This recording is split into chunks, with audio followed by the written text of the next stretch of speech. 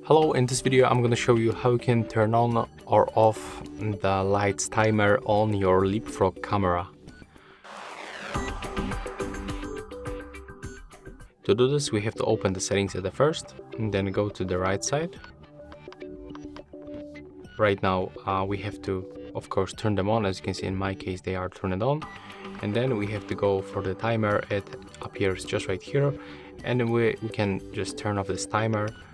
So it means that these lights will stay all the time. We've got also 15 minutes, 30 minutes, 60 minutes or automatic option. So probably the automatic works like that if you turn it on, it will lights up. I mean, the camera will lights up when the motion is detected. So you can of course test it, but let's see. Yeah, as you can see right now, when I move my hand next to the camera, right now it just turns on. So that's all for this video. Hope you like it.